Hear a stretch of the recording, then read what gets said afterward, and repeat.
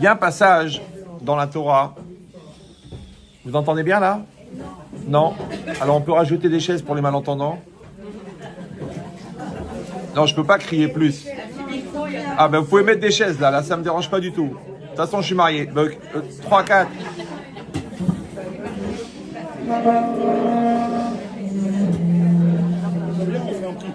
Donc c'est marqué Vaï, oui. L'idée en fait c'est de vous avancer un petit peu plus. Ah, pour les gens, d'accord. Ok. Le fait de vous voir, elles entendent un peu mieux. Juste ceux-là qui ne vont pas entendre, mais c'est pas grave. Un petit peu, voilà, merci.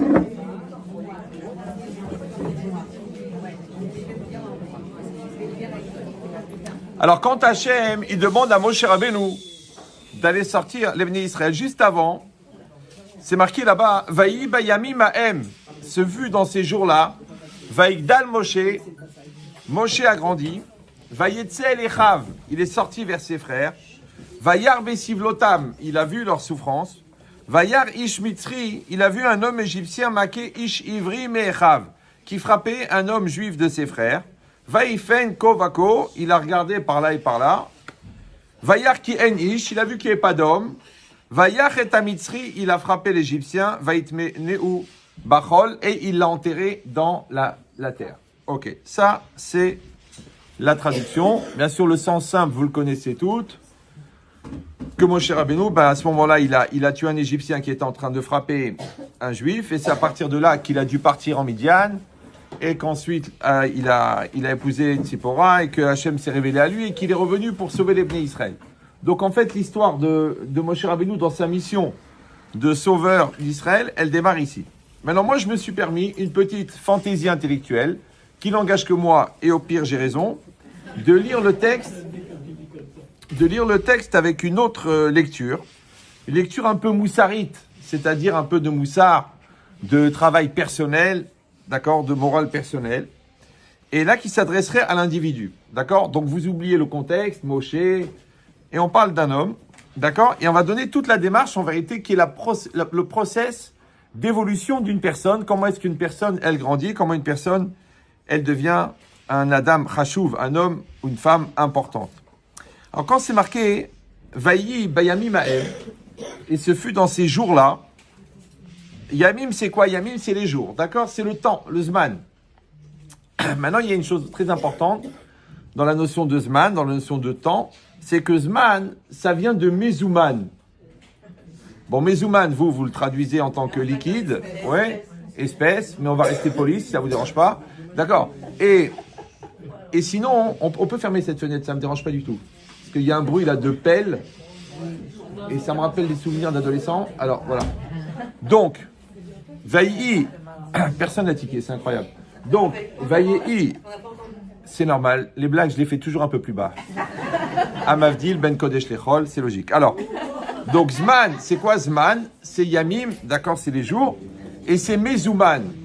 Alors, il faut comprendre une chose très importante, c'est que c'est préparé pour, adapté à. Donc, ça veut dire que, en vérité, nous, on croit qu'on vit des choses dans une certaine grille temporelle qui s'appelle une opportunité, mais peut-être c'est l'inverse. En vérité, peut-être que chaque temps, il est préparé pour quelque chose. Ouais, c'est-à-dire ce jour-là, cette minute-là, cette heure-là, elle attend quelque chose de toi. Ouais. Et quand c'est marqué Vaya Ibaimim Am, ce fut dans ces jours-là, ça veut dire que c'était le moment pour Moshe Rabbeinu. D'accord? C'est une opportunité. Maintenant, des fois, on saisit l'opportunité, des fois, non. Donc, on repousse l'opportunité, on repousse l'occasion. Simplement, pourquoi? Parce qu'on est certain que la réalité, elle est prête, mais nous, on n'est pas forcément prêts pour la réalité. Vous me suivez ou non? Oui. C'est comme si votre mari, à 4h30 du matin, il vous dit, il faut que je te parle. Et vous vous dites, attends, demain, je dois me lever. Et après, vous dites, mais ça fait 17 ans, j'attends qu'il me pose cette question. Donc, peut-être, ça vaut la peine de rater une nuit. Ouais. Ou alors, non, on va continuer cet ensommeillement de 37 ans de mariage. Alors, mais, donc, ça s'appelle le Zman. C'est le Zman. Comme un enfant, il fait sa crise. Tu dis, ah, ça m'énerve, c'est pas le moment, c'est difficile, je suis en burn-out. Oui, mais lui, c'est le temps qu'il a choisi, c'est maintenant. Donc, est-ce que toi, tu vas réagir ou non? C'est ça, Zman. Mezouman. Après, juste après, c'est marqué Vaïgdal Moshe. Moshe, il a grandi. D'accord? Donc, maintenant, on parle de l'homme. Donc, l'homme, il atteint un certain temps, une certaine opportunité, et il grandit. Bon. C'est quoi, il grandit? Alors, grandit, c'est Gadol. D'accord? C'est quoi Gadol? C'est a priori le deuxième versant de Katan. Il y a Katan et Gadol. Maintenant, Katan, c'est l'enfant, Gadol, c'est l'adulte. On a l'habitude de dire Katan en bodat, aval Gadol omel al gabav. L'enfant n'a pas de conscience, n'a pas de maturité, mais le Gadol, il se tient à côté de lui. Donc, on voulait traverser la rue avec un enfant de 6 ans. Lui, il fait pas attention, il veut se jeter, il veut traverser la rue, et vous lui dites, oh, attention, regarde à droite, regarde à gauche. Maintenant, ça, normalement, ça parle dans 2 personnes différentes. Oui, un qui est adulte, un qui est enfant. Mais en vérité, on peut dire exactement la même chose à l'intérieur de la personne elle-même. À l'intérieur de nous, il y a un enfant, il y a un adulte. Des fois, d'ailleurs, on se surprend à se conduire comme des enfants. On dit, mais t'as pas réfléchi, mais qu'est-ce qui t'a pris, mais t'es une gamine, mais dans quel état tu te mets, mais c'est pas possible, mais il faut maîtriser, il faut gérer. Ah, mais tu le connais pas, tu sais pas vraiment tout ce que j'ai vécu, tu fais l'enfant. En vérité, tu te mets en situation de victime, en situation d'enfant, dans l'espoir que l'autre, il va te dire, allez, sois raisonnable, mais sois raisonnable, raison, da'at, gadol. Donc en fait, tu as envie de basculer dans la gaminerie, dans l'enfance, et la raison te dit, on dit en français, il faut retrouver raison, d'accord? Donc il faut revenir à l'état de grand, de gadol, d'adulte. Mais c'est vrai que c'est tellement confortable de se laisser aller, d'accord? Et c'est tellement fatigant de s'assumer. On verra les cas personnels après, si vous voulez. D'accord. Mais l'idée, c'est ça. Qu'il y a le Katan et le Gadol. Donc, quand c'est marqué Vaïgdal, c'est que la Torah nous met une allusion que Moshe, il est en train de grandir. On me suivez ou non? De la même manière, nous aussi, à un moment, on grandit. On arrête d'être des gamins, on se prend en main, on se prend en charge. Moi, je me rappelle, mon père, Zichron Ibracha, j'avais été le voir un jour, je lui ai dit, papa, ne me donne plus d'argent de poche. Parce qu'il nous donnait de l'argent de poche, comme ça. Et moi, je lui ai dit non. J'avais 15 ans ou 16 ans, je ne sais plus. J'ai été faire mon premier travail. J'ai travaillé, voilà. J'ai travaillé à la bourse. J'étais annonceur. Vous savez, les gens qui écrivaient à l'époque, il y avait un tableau. Aujourd'hui, c'est électronique. Donc, j'ai fait ça pendant les vacances. Et j'ai gagné un peu d'argent.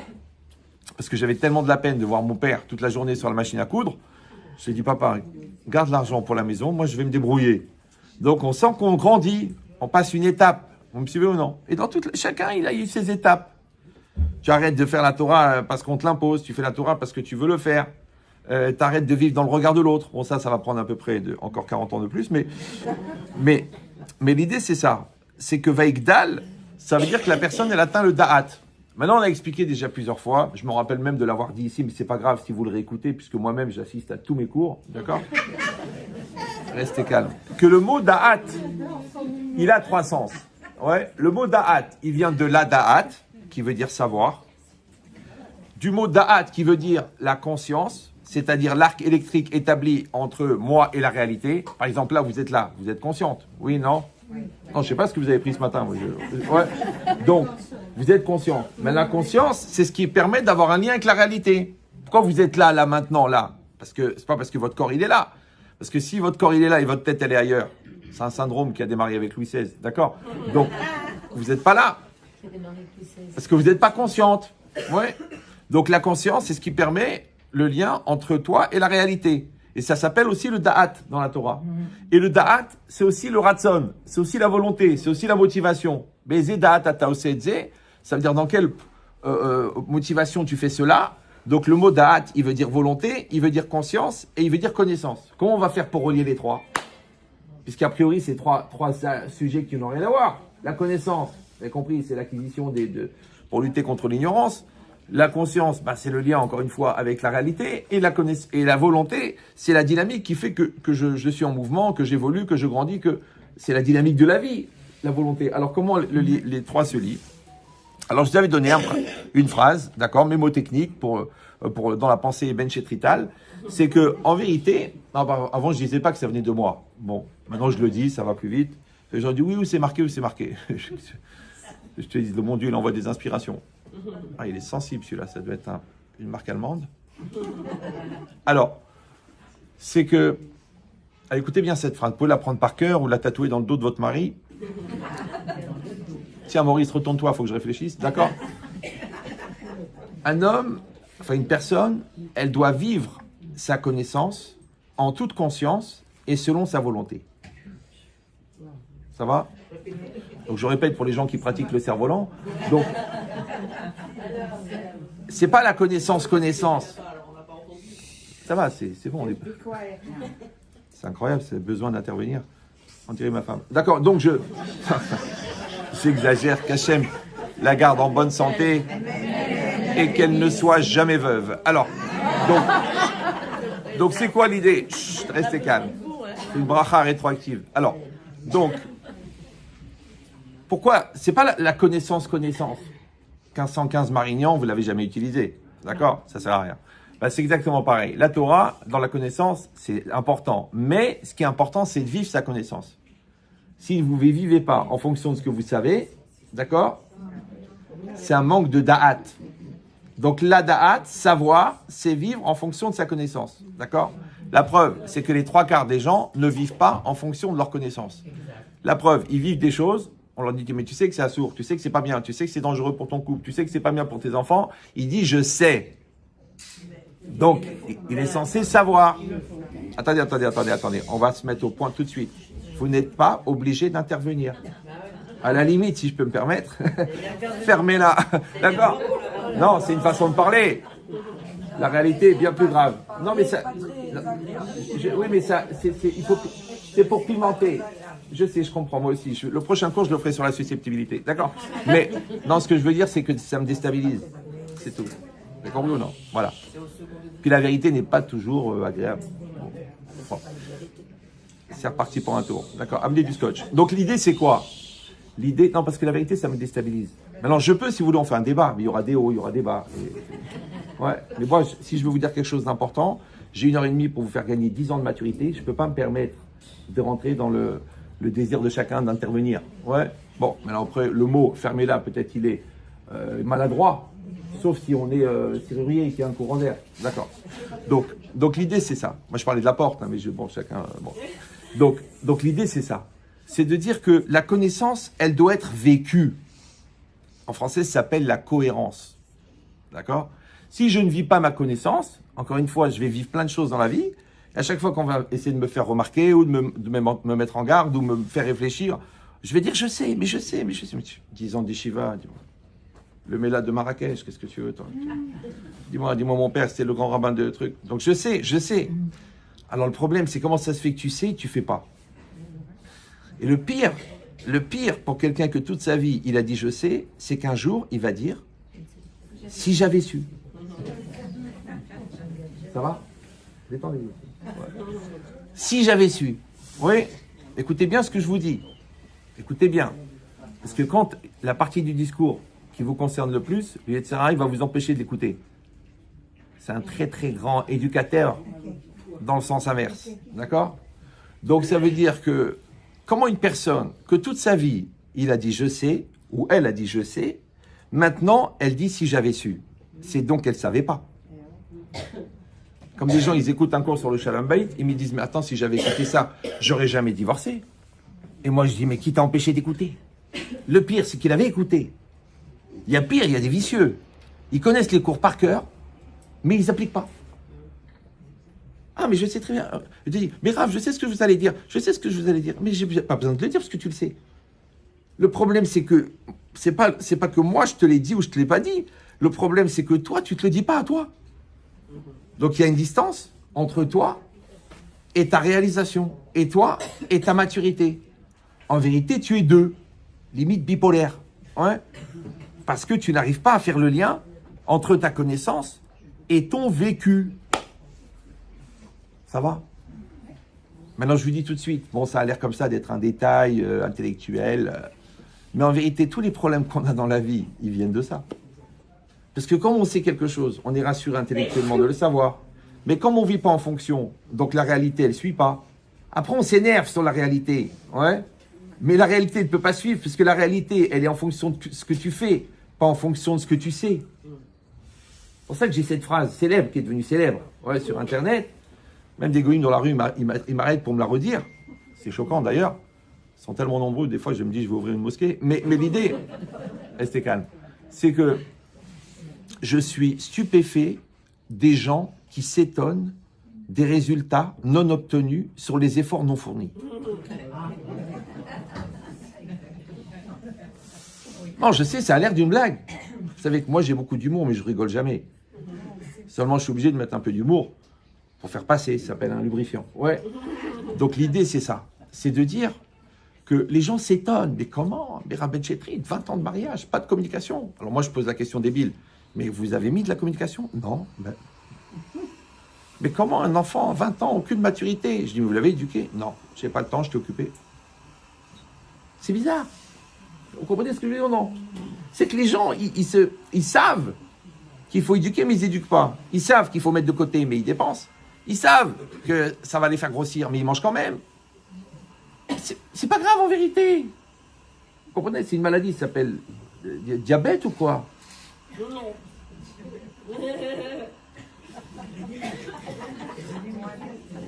Mais tu le sais. Mais tu le sais. Comme tu es au régime, pendant 3 jours, tu manges des salades. Après, tu as un coup de nerf avec ton mari, tu manges 7 tablettes de chocolat. Mais tu sais que c'est pas 3 jours qu'il va falloir pour rattraper ça. C'est 3 mois. Eh ben, je sais. Eh ben, je suis énervé. Voilà.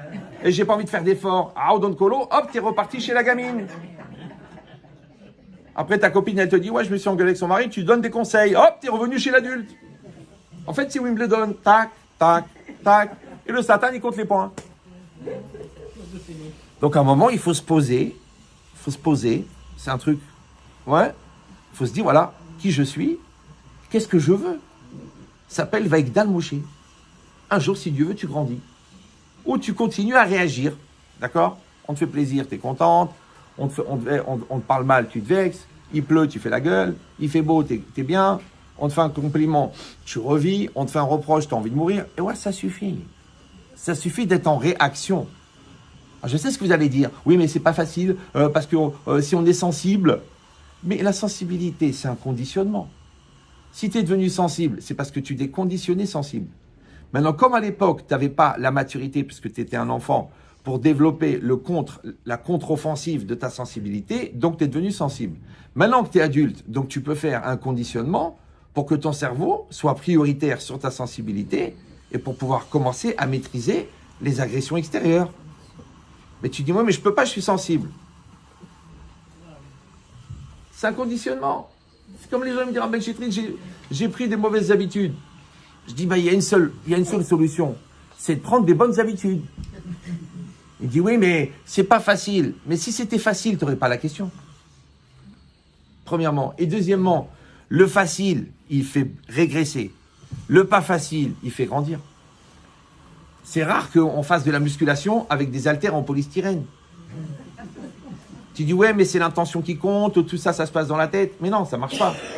Ouais, si tu prends des haltères en polystyrène, ça ne développe pas les muscles, ça altère les muscles. Ce sont des haltères qui altèrent et tu gardes ta soif, bien que c'est des haltères. C'est pas grave. Donc, chut, restez calme. Ça manque d'animation, d'après ce que je vois. Hein. Bon, alors, si c'est ça, vous avez compris maintenant que le da'at, c'est de vivre sa connaissance. Donc, ok, vous apprenez, il y a plein de séminaires, il y a plein de cours, kol hakavod, bravo. Mais il faut aussi prendre un temps pour intégrer ce que vous apprenez, que ça devienne vous. Super. Ensuite, il faut la conscience. C'est-à-dire qu'à chaque instant, je suis conscient de ce que je fais, je suis conscient de ce que je dis, je suis conscient de ce que je vis. Et surtout, j'ai ce qu'on appelle la traçabilité. C'est-à-dire que quand je rigole, je sais pourquoi je rigole. Et quand je pleure, je sais pourquoi je pleure. Et quand je m'énerve, je sais pourquoi je m'énerve.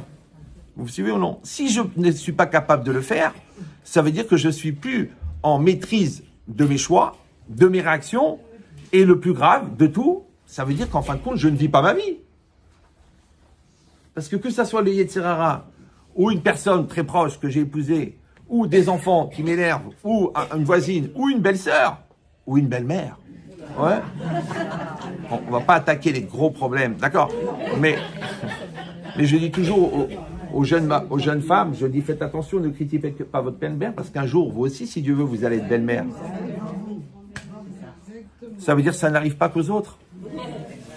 Comme dit le Rav de la SNCF, une catastrophe peut en cacher une autre. D'accord? Bon. Donc si c'est ça, hein, on arrive à quelque chose d'incroyable. C'est qu'en vérité, ces 3 niveaux-là, de vivre sa connaissance en toute conscience et selon sa volonté, les trois mélangés, ça s'appelle la maturité. C'est ça la maturité. Ouais. Mais la maturité, elle a besoin des trois dimensions et le pire, en même temps. Parce que si tu as la connaissance et tu n'as pas la conscience et la volonté, tu es un bibliothécaire. Si tu as la conscience et la connaissance mais pas la volonté, tu es un paresseux. Si tu as la volonté et la conscience et pas la connaissance, tu es un ignorant. Si tu as la volonté et la connaissance mais tu n'as pas la conscience, tu es à côté de la plaque. Il faut que les trois, en même temps, ils soient là. Je ne sais pas si vous me suivez. Ça veut dire que tu dois savoir, mais encore une fois, un savoir vécu, au moment où il se pose la situation, tu as écouté 33 cours sur la colère, c'est quand il y aura l'occasion de colère que le cours il va te servir à quelque chose.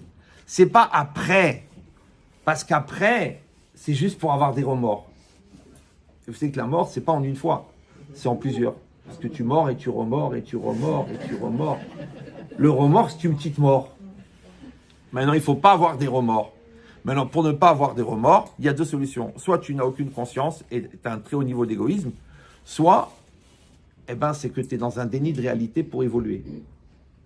Mais si tu acceptes les choses, tu n'auras pas de remords. Tu sais pourquoi? Parce que quand tu n'as rien fait pour que ça arrive, tu as tout fait pour que ça n'arrive pas. C'est pas arrivé. Donc, tu n'as rien à regretter. Ça s'appelle en français vivre a priori.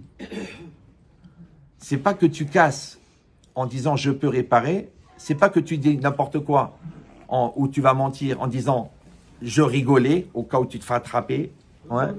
C'est pas que tu t'énerves et après tu t'excuses. Non, tu t'énerves pas. Et tu mens pas. Ouais, et tu fais ce que tu as à faire. Et tu fais ta part à toi. Oui, mais si l'autre et l'autre, arrête de parler de l'autre, je te parle de toi. Là, par exemple, je suis en train de parler. Je sais que vous pensez à quelqu'un d'autre. Mais moi, je ne parle pas des absents, moi. Parce que vous dites, c'est dommage qu'il n'est pas là, tout le cours est pour lui. Mais arrêtez. Arrêtez de faire du transfert. Oui, non, mais c'est pour les... C'est pour les... Disons que c'est pour les plus jeunes.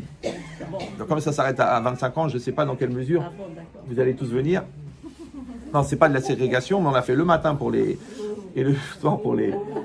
C'est pas grave, c'est une façon de parler.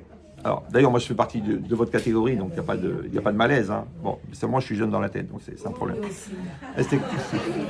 C'est fait exprès, je sais ça s'appelle, encore une fois, épicé. Ça excite un peu, comme ça vous réveille. Alors, si je vous fais un cours bien nonchalant, ouais, bien soporifique, on va dire, le rabbin Chetri, on a bien dormi. Je vois, il y a des gens à la fin du studio, ils vont faire des tilates parce qu'ils ont dormi. Ouais. Moi, tu peux pas dormir. C'est impossible. Premièrement, parce que c'est un cours qui réveille, ouais, même les morts. Donc, mais ce qui réveille, des fois, ça dérange. Bah oui, parce que la chose la plus dure dans la vie, c'est quoi? C'est la remise en cause. Maintenant, si vous allez dire, mais comment je me permets de parler? Vous n'avez pas compris. Moi, je me parle à moi. C'est vous qui écoutez mes débats personnels d'évolution. Pourquoi? Parce que la seule manière de faire évoluer quelqu'un, c'est d'évoluer. Donc, si toi, tu évolues pas personnellement, tu ne peux pas attendre de l'autre qu'il évolue. Donc, en fait, moi, je me parle à moi. Donc, ce n'est pas la peine de vous vexer de ce que je dis à vous, parce que je me parle à moi. Déjà que vous soyez là, à titre de voyeurisme, sur l'expression de mes problèmes personnels, déjà, je me sens un peu mal. Bon, je dis rien, parce que on est en famille. Ouais. Donc, cette idée-là, c'est très, très important de comprendre. Ça sera pareil. Vous voulez que l'autre, il évolue, il faut évoluer. Vous voulez que vos enfants évoluent, il faut évoluer. Ça ne marche pas autrement. Si tu te passes en supérieur et tu proposes à l'autre, genre, une solution pour qu'il s'en sorte de ses problèmes, ça veut dire que l'autre, c'est un malade. Ouais. Mais si l'autre, c'est un malade, ça veut dire que toi, tu as épousé un malade. Et comme ce qui se ressemble s'assemble, et que chaque poubelle a son couvercle, voilà. Chaque marmite. Alors, je fais toujours la même blague, mais je ne sais pas pourquoi les gens diraient qu'ils n'écoutent pas les cours. Parce que tous les matins, quand il se lève, il dit, pour moi, chérie, tu resteras toujours la poubelle. Maintenant, il a jamais su si il disait la plus belle ou la poubelle. Oui. Non, mais c'est pour ça qu'il y a un jeu de mots. Mais si je dis marmite, ça ne marche pas. Pour moi, tu resteras toujours la marmite, ça ne marche pas. Ouais. Ok. Donc, si c'est ça, Donc, il n'y a pas de scotch, il n'y a pas, Madame Sadoun, il n'y a pas du scotch. D'accord. Donc l'idée c'est quoi? Bon, il faut que je m'habitue, ça doit être mon lycéen, j'aurais dû faire un cours sur la colère. D'accord. Donc c'est quoi l'idée? L'idée c'est ça, c'est que Moshe il a grandi, d'accord? Donc il a atteint un certain niveau de maturité. Ce niveau de maturité, il lui a donné la possibilité de faire ce qu'il avait à faire. Ça va? Mais encore une fois, c'est très compliqué de savoir si parce que j'ai atteint un certain niveau de maturité, donc une situation, une épreuve, un Nisayon se propose, ou c'est parce que j'ai vécu cette situation que j'ai atteint ce niveau de maturité. C'est-à-dire, est-ce qu'on est le fruit des efforts qu'on a fournis, ou alors en vérité, l'effort fourni, il est le chemin d'accès à l'épreuve. Ça s'appelle en français l'effort. Vous savez, il y a ce niveau-là, il y a ce niveau-là. Peut-être tu dis, j'aimerais bien arriver là, mais là, tu es là. Donc, qu'est-ce qu'il fait le bon Dieu? Il te propose là, mais toi, tu es là. Donc, tu dis, je voudrais arriver là. Alors, tu dis, bien sûr, tu as le droit. Mais ça va demander un effort. Un effort. Des efforts. Alors, tu dis, oui, mais j'ai pas envie de faire des efforts. Pourquoi? Parce que l'effort, je rappelle pour ceux qui ne sont pas au courant, que l'effort, il contient sa définition, ça s'écrit L'(ES)F-O-R-T.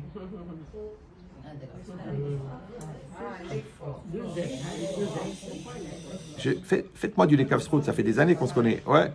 Donc je reprends. Je vous rappelle qu'à 17 ans, je dictais des dissertes de philo au téléphone. Donc je sais comment ça s'écrit effort. D'accord? Donc je reprends. Pour les gens qui n'arrivent pas à s'adapter à mon niveau fantaisiste de réflexion, c'est que l'effort, ça s'écrit L'(ES), un peu plus loin, F-O-R-T. C'est ça l'effort. Pourquoi? Parce que la question, elle est, où tu l'es fort, ou tu l'es pas. Ouais. Donc, ça fait plaisir de voir que la connaissance, elle arrive au fond du cerveau. Ouais. Donc, que quand tu l'es fort, en vérité, tu l'es fort, ça veut dire que tu fais l'effort. Or, d'être fort, c'est le projet. Mais ce qui rend fort, c'est l'effort, puisque c'est l'effort qui rend fort. Donc, tu es fort. Évidemment, vous allez me dire la question à 2 millions d'euros. Mais si c'est l'effort qui rend fort, donc avant d'être fort, je ne peux pas faire d'effort. Alors écoutez bien ça. Écoutez. Chaque mot que je dis, il est important. Jamais je parle pour rien. D'accord? Donc le temps que vous passez à chercher une blague sur ce que j'ai dit, ça vous fait perdre l'impact de ce que j'ai dit. Parce que le plus important, c'est pas ce que je dis, c'est l'impact que ça provoque chez vous. Maintenant, le Satan, qu'est-ce qu'il fait? Il fait balagan dans la tête. Comme ça, vous ne recevez pas l'impact. Après, vous dites, bon, je n'ai pas retenu grand-chose. C'est normal, vous étiez occupé à faire des blagues. D'accord? Donc, on recommence. Effort, c'est ce qui permet d'être fort. Bon. Maintenant, si c'est l'effort qui rend fort, donc avant le premier effort, je ne suis pas fort. Donc, où je vais trouver la force de faire l'effort qui va me rendre fort? Alors, je sais pas. Je vais m'habituer. D'accord? Donc, non mais c'est pas une question. C'est une formulation interrogative qui vous invite à recevoir mon message. Ça s'appelle la version marocaine du dialogue. Ou le monologue, si vous voulez. D'accord? Ouais. Donc, restez calme. Donc, ça veut dire que l'effort, c'est quoi? C'est qu'en fait, avant d'être fort réellement, concrètement, eh ben, tu es déjà fort moralement. Tu as reçu l'amour de tes parents, tu aimes la vie, tu crois en Dieu. Tu es fort, mais c'est potentiel. Cette force-là, tu vas la mettre dans la dynamique. Tu vas la mettre dans la réalité. Et là, elle s'appelle l'effort. Et c'est cet effort qui est basé sur cette base forte qui te rend fort concrètement. Donc, ça veut dire qu'on est potentiellement fort, on devient réellement fort. C'est bon? Et après, c'est à nouveau un potentiel de force qui donne encore une autre réalité de force. Et ça, c'est perpétuel. Mais ça demande l'effort. Maintenant, le problème, c'est que comme fondamentalement, les 3/4 des gens sont paresseux, donc l'effort est un effort. Donc, ils ne veulent pas faire d'effort. J'ai déjà fait beaucoup d'efforts. Mais l'effort, c'est pas anxiogène. C'est la seule manière de grandir. Donc, la question, c'est pas que tu n'as pas envie de faire d'efforts, c'est que tu n'as pas envie de grandir. Vous comprenez ce que je dis ou non? Si on n'a pas reçu l'amour de ses parents, ça marche aussi? Je recommence. J'ai donné des exemples. D'accord, mais calmez-vous. Mais je ne peux pas donner tous les cas possibles. Mais je vous donne l'idée. Restez calme. Vous pouvez répondre vous-même, hein. Mais bon, on n'a pas le temps. Ouais. Mais c'est qu'en fait, vous allez compenser par un rave, par du moussard, par une thérapie. Vous allez vous-même vous apprécier, vous allez vous-même reconnaître les réussites que vous avez avec vos enfants, avec votre mari, et ça va vous rendre fort. C'est-à-dire, ça peut venir des parents, ça peut devenir de la réussite professionnelle, ça peut venir de votre teshuva. Il y a plein de manières. Ouais, mais écoutez le cours sur la joie, régénérer la joie, vous allez voir, vous allez tout comprendre. Donc maintenant, si on en est là, ouais, c'est ça le problème, c'est que je perds le fil après avec les questions. Donc le signal, il est... Bon, j'espère qu'il va suivre. Si c'est ça maintenant, vous avez compris. C'est pour ça que le mot kavod, ouais, qui veut dire le respect, il est du mot kaved. Et c'est quoi kaved? C'est lourd. Maintenant, quand tu fais quelque chose de respectable, ouais, tu deviens respecté, ouais, et tu as du respect. Ça veut dire que le fait de te conduire de manière respectable te donne du respect. Maintenant, le respect, on l'a expliqué 1 million de fois déjà dans ces cours-là, c'est le droit d'exister que tu donnes. Par exemple, là, vous me respectez. Ça me fait plaisir. Moi aussi, je vous respecte. Il n'y a que ça. Des fois, ça n'a pas l'air. Ouais. Je vous respecte. Donc, je vous donne le droit d'exister. Mais pas oralement, c'est tout. D'accord? Mais vous avez le droit d'évoluer intérieurement. Ça, vous avez le droit de le faire. D'accord? Maintenant, quand vous faites le kavod, ça veut dire que vous donnez à l'autre le droit d'exister. C'est bon? Maintenant, de la même manière, vous pouvez aussi à vous-même vous donner le droit d'exister. Ça s'appelle kavod atzmo, le respect de soi. Maintenant, quand moi, par exemple, une fois, j'avais un élève qui était très, très, très fort à l'école, genre major promotion HEC ou je sais plus, Polytechnique, mais il n'avait aucune confiance en lui. C'est la période des shidduchim, il me dit j'ai pas confiance en moi, je me sens nul, je me sens maigre, je me sens bête, je me sens moche. Je dis mais c'est bizarre, tu es un gars qui a une réussite incroyable au niveau scolaire et tu n'as aucune confiance. Ah, je vais te dire pourquoi. Il y a 2 solutions. Soit parce que tu as été éduqué, qu'à chaque fois que tu as fait quelque chose, on t'a dit tu peux faire mieux. Donc tu n'as jamais eu la satisfaction d'être, qui est une des écoles de la joie. Soit c'est parce que toi-même, quand tu as finalisé quelque chose, tu as dit j'aurais pu faire mieux. Or, il faut savoir que la confiance en soi, c'est le résultat de la résonance de la réussite. C'est quand tu réussis quelque chose, la conscience d'avoir réussi, par résonance, te renvoie la confiance en toi. Maintenant, que tu te plantes et tu n'as pas confiance en toi, ou que tu réussisses, mais tu n'es pas reconnaissant de ta réussite, le résultat c'est le même, tu n'as pas confiance. Donc il faut que tu arrives à te dire Hazak. Toi-même, tu peux dire Hazak, tu peux dire bravo. Ouais. Comme moi, des fois, je finis le cours, je dis j'ai fait un bon cours. Ah, pour qui tu te prends, je me prends pour moi. J'ai le droit. Je ne vais pas dire je suis un bon cuisinier, je ne sais pas cuisiner. Des fois, je fais une omelette, j'oublie les œufs. Pour vous dire que vraiment, je vois la poêle, je dis il manque un truc, mais bon. Mais l'idée, c'est quoi? C'est que chacun, il doit savoir dans quoi il est bon. Ça s'appelle la connaissance de soi. Et d'après le Nefesh HaChaim, c'est ça la Hanava. C'est ça la modestie. Parce que l'orgueil, c'est de croire que tu es plus grand que ce que tu es, ou moins grand que ce que tu es. Ouais. Soit tu vas dire je suis au-dessus de la masse de cette race pourrie, ouais. Soit tu vas dire je suis le pire de tous et j'ai le privilège de la plus grande victime du monde. C'est-à-dire qu'il y a des gens, ils sont les monopoles de la souffrance. D'ailleurs, quand tu veux leur dire, tu sais, celle-là, elle a perdu son fils, bon, toi, tu as raté le permis, mais bon, c'est, oui, tu m'enlèves ma souffrance, tu reconnais pas ma souffrance. Ils veulent être le monopole de la souffrance. Donc, le plus 10, je suis mieux que tout le monde, moins 14, je suis pire que tous. Oui, c'est des gens qui se lamentent tout le temps. Tout le temps en train de lamenter, ça va pas, ça ira jamais, ça marchera jamais. Et ils veulent avoir le monopole de la souffrance. Alors en psychologie, ça s'appelle des cotels. Parce qu'ils sont devenus des murs de lamentation. Et bizarrement, quand tu les écoutes, au bout d'un moment, tu dis, je sais pas pourquoi j'ai envie de lui mettre un papier dans le nez. Ah, il paraît que ça porte bonheur. Ouais. Du coup, le gars, il a tous les orifices bouchés, il comprend pas pourquoi. Ouais. Ça va? Vous n'êtes pas encore habitué, vous? Depuis 30 ans? Blainara. Donc, si c'est ça... Non, parce que les blagues sont bonnes. Donc l'idée, c'est ça. C'est qu'en fait, la personne, elle est devenue gadol. D'accord? Donc, c'est ça Mechoubad, c'est ça le kavod. Ça veut dire qu'au fur et à mesure que je fais des choses importantes et que je reconnais que j'ai fait des choses importantes, d'accord? Donc, vous avez compris. Exister, c'est agir pour le bien. Et reconnaître qu'on a fait du bien s'appelle le kavod atzmo. C'est ça qui fait qu'on grandit. Maintenant, les gens, encore une fois, soit qui sont dans une éducation, de toute façon, t'es nul, de toute façon, tu n'y arriveras jamais, de toute façon, ça sert à rien. Ouais. Donc, ils n'ont pas de kavod atzmo, du coup, ils n'ont pas la résonance.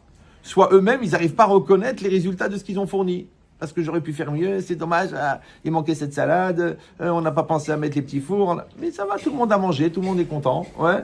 Ta maison, elle est bien, oui, mais je comprends, il nous avait dit orienter sud, mais en vérité, on est sud-est. Dis-moi, tu vas faire la gueule pendant 14 ans parce que le mec, il t'a roulé Non, tu dis, t'es bien dans cette maison, elle est bien. Ouais. Comme quelqu'un, hier, j'ai fait un cours à Hadera, un jeune, il est venu, il m'a dit, Rabbi Chetrit, une femme, elle m'a dit, priez pour mon fils pour qu'il trouve la bonne yeshiva. Je dis, écoutez, madame, la bonne yeshiva, c'est la yeshiva où il va étudier. Parce qu'il va être dans la plus grande yeshiva du monde, il ne fout rien. C'est une mauvaise yeshiva. Tu veux ou non? L'autre, il a un travail. Il dit, oui, mais j'aurais voulu faire autre chose. Donc, du coup, il ne fout rien. Il se marie avec celle-là, mais il pense à Alex. Non, parce qu'elle s'appelait Alex, la première. Ouais. Elle était russe, alors. Alexandra. Ouais. Donc c'est... Vous les entendez pas, des fois, les gens qui se mettent à crier Alexandra. Ouais. Non. Donc, si c'est ça, vous avez compris maintenant, qu'est-ce que ça veut dire maintenant que la personne, elle devient gadol. Donc, tout ça, c'est Vaïgdal Moshe. Mais encore une fois, nous, on l'a transcrit au niveau travail individuel, que la personne, elle doit grandir. Et d'ailleurs, elle le perçoit elle-même, puisqu'elle réfléchit avant de parler. Encore une fois, il comprend ce qu'il ressent. Il maîtrise ses émotions. Il a du recul par rapport à ce qui lui arrive. Ouais. Mais s'il est encore dans l'impulsivité, dans les nerfs, dans la réaction premier degré, dans la compréhension premier degré, dans la perception superficielle des choses, c'est qu'il est encore dans la dimension enfant. Donc, il va avoir les névroses, les complexes, les angoisses, le regard de l'autre, la difficulté à assumer, et toujours la défensive, et toujours, ouais, de toute façon, tu veux m'assumer, tu veux me gérer, tu veux me truquer, mais l'autre, il t'a rien demandé. L'autre, je vais vous soigner en un mot. Écoutez bien, c'est un peu violent. Vous êtes bien là ou vous êtes fatigué? Vous êtes bien. Alors, écoutez bien ce que je vous dis. Il y a de la place pour tout le monde.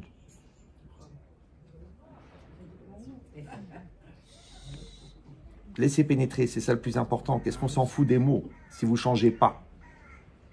Des conférences. Tu enlèves Férence, il reste quoi? D'accord? Donc, le plus important, c'est que ça rentre. Donc, quand je dis il y a de la place, ça veut dire quoi? Ça veut dire ne crois pas que l'autre en existant, il t'empêche d'exister. Parce que tu dis, je le vois, je m'étouffe. Je vois comment il se conduit, j'ai envie de mourir. Je la vois, elle m'énerve. Ça veut dire que l'autre, il rentre dans ta tête, il rentre dans tes nerfs, il rentre dans ton système nerveux. Elle te prend ton oxygène. Mais ça n'existe pas. Je te dis, il y a de la place pour tout le monde.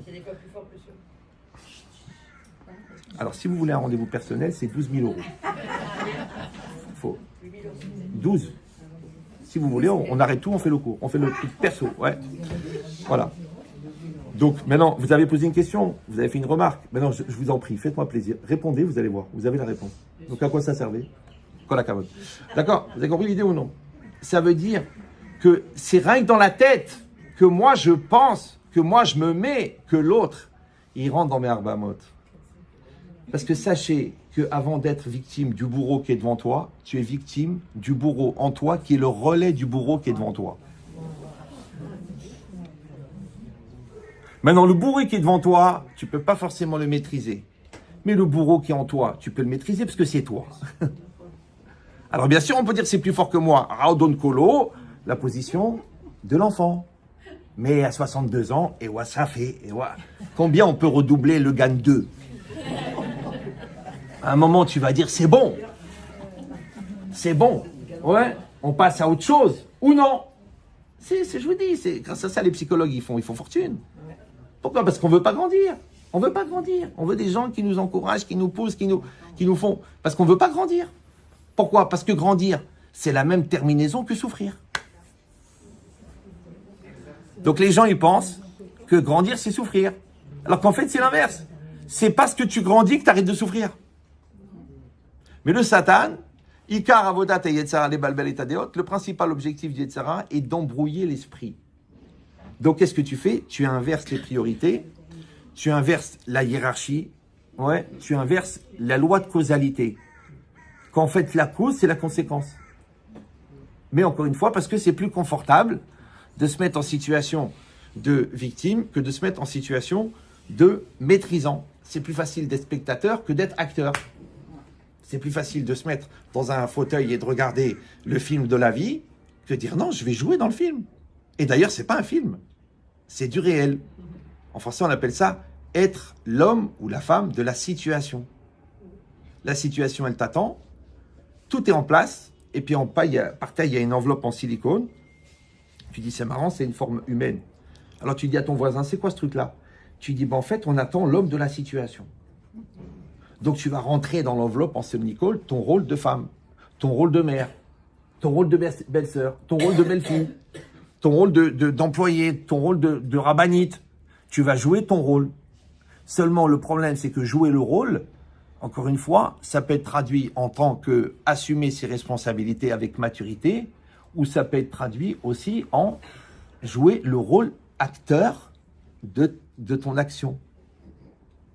Tu joues un rôle. Vous suivez ou non?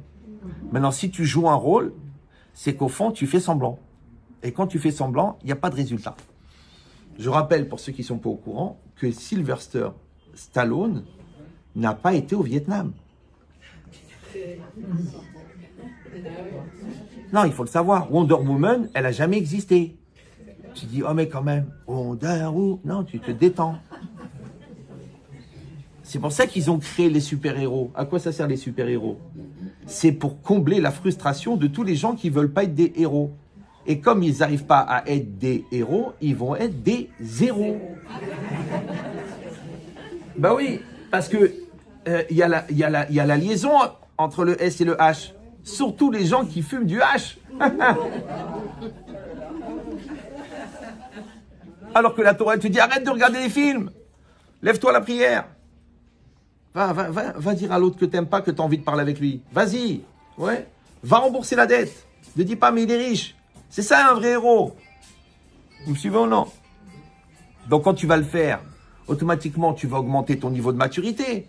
Et quand tu as augmenté ton niveau de maturité, tu sais comment tu le sais? C'est que tu te retournes, tu dis quoi, je me suis pris la tête pour ça? Mais c'était nul. Alors tu peux m'expliquer comment une chose qui t'a traumatisé au point de te paralyser au niveau existentiel, ça devient complètement dérisoire et tu dis, allô, tu sais, c'est bidon, hein, tu peux y aller, c'est rien du tout, hein, c'est vraiment rien. Ah, comment ça fait? Alors pourquoi il a fallu que tu arrives à ce niveau-là pour être capable de remarquer que c'était rien? Donc chaque épreuve, elle a la taille que Dieu lui donne.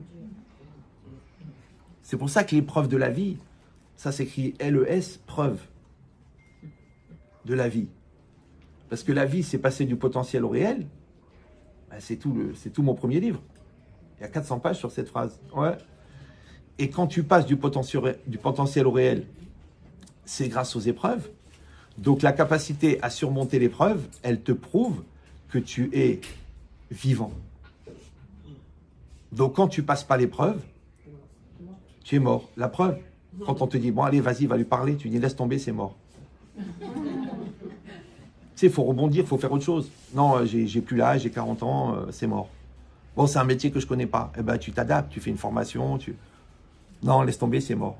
Mais va lui parler à ton fils, il est là. Ouais, mais il m'écoute pas, il m'écoutera pas. Je crois pas, il était petit. Tu m'as dit, il est trop jeune. Maintenant, il a grandi, tu me dis, il m'écoute plus. Alors, c'était quand le moment? Alors, je vous donne le secret. Quand tu te mets sur la longueur d'onde de la sincérité, il n'y a pas d'heure, il n'y a pas d'âge, il n'y a pas de moment. C'est toujours le bon moment. Mais on a du mal. La spontanéité, la sincérité, on a du mal. Parce qu'en fait, on veut se protéger. Mais tu te protèges de quoi? Là, t'es que le quoi? Tu te protèges de rien. Ouais. Parce qu'il y a des gens, ils ont tellement peur d'être à nouveau déçus qu'ils ne veulent même pas essayer de redonner la chance. Alors avant, tu n'as pas donné la chance parce que tu étais inconsciente ou l'autre était cinglé. Et maintenant que vous êtes pris au niveau maturité, tu as peur d'être à nouveau déçu et de te retrouver en situation d'insécurité. Mais l'insécurité, c'est la vie. La vie, elle est insécure.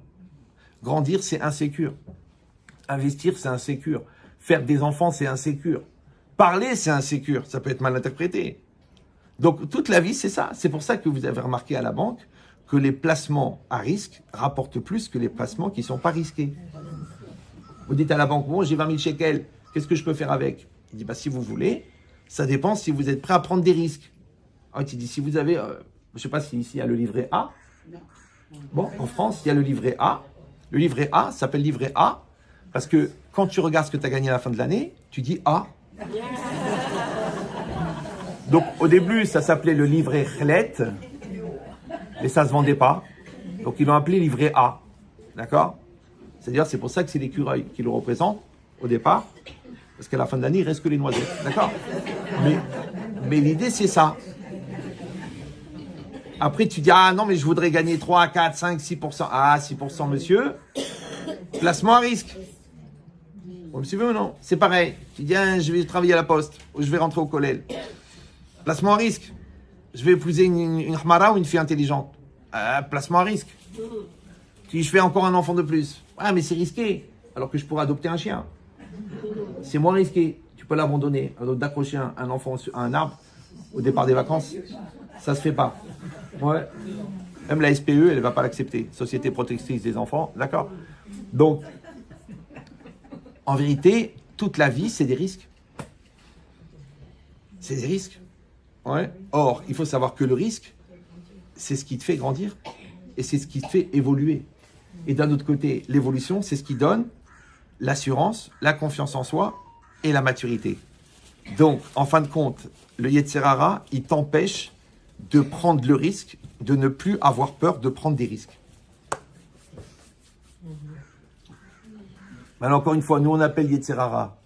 Eux, ils l'appellent névrose, ils l'appellent complexe, ils l'appellent mal-être, ils l'appellent confort à la non-existence.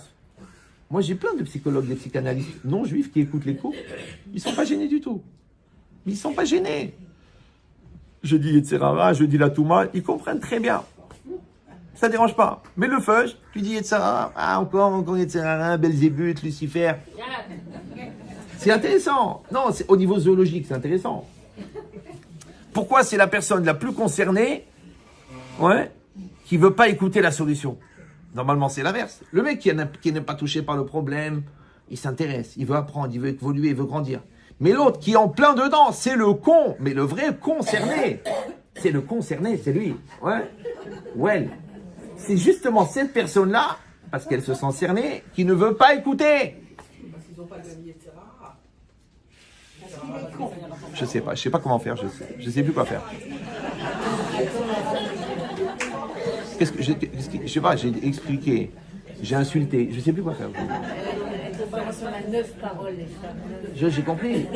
Mais moi, la vérité, moi, ça m'intéresse. Un jour, je vais venir et vous allez toutes parler, je vais me taire. Je vais kiffer. Et je suis sûr que je vais apprendre des choses. J'en suis certain. Bien sûr. Les Ariens aussi. Bon. Alors, si on en est là, restez calme. Si on en est là, c'est pas possible, j'ai même pas démarré le cours. Donc, quand c'est marqué juste après, non, faut rester assis, c'est pas grave. Non, mais il faut que je fasse attention avec mes blagues parce qu'elles sont trop violentes. Non, elles sont trop violentes. C'est pas grave. J'ai compris. Bon. Allô? Donc si c'est ça, il y a 2 places là. Juste après, vous vous rappelez, c'est marqué, donc pour l'instant on en est à 20% du cours. Vaïmimahem, vous avez compris qu'il y a un temps pour tout. Vaïgdal Moshe, il a grandi, donc c'est un process. On va nous expliquer comment il a grandi. Vaïetse El Echav, il est sorti vers ses frères. On a bien compris qu'étant donné que Moshe, il est dans le palais, dans le luxe et dans le confort, et que ses frères, ils sont dans la boue et dans l'esclavage et dans les coups de fouet, qu'il n'allait pas les rencontrer au palais. Alors pourquoi c'est marqué Vaïetse? Il est sorti. Évidemment qu'il est sorti. El Echav vers ses frères. D'accord? Donc la logique, c'est quoi? Encore une fois, toujours dans la lecture du travail sur soi Ouais, on n'est plus dans l'histoire de Moshe, on est dans soi-même. C'est que si toi, tu veux grandir, il faut que tu sortes de toi. Ça s'appelle la projection. Ça s'appelle le recul que tu as par rapport à toi-même. Parce que par rapport aux autres, on est tous des psychologues, des psychanalystes, on va t'expliquer, tu comprends, il a rangé ses ongles, il a fait pipi au lit, on est très fort. Mais pour soi-même, d'un seul coup, c'est le désert, la steppe algérienne. Mais parlez-moi de vous. Comment vous expliquez? Comment était votre enfance? Normal. L'adolescence, il n'y en a pas eu. Pas de crise. Vraiment, grâce à Dieu, Barour Hashem. C'est quand même bizarre. Alors en vérité, c'est une phrase de Pirkei Avot qu'on a souvent rapportée ici. C'est marqué Im en anili mili. Ouais. Donc je traduis pour les gens qui ne connaissent pas. Si je ne suis pas pour Émilie, qui est pour Émilie? D'accord? Im en anili mili. Donc il faut bien décomposer. Im, si. En, je ne suis pas.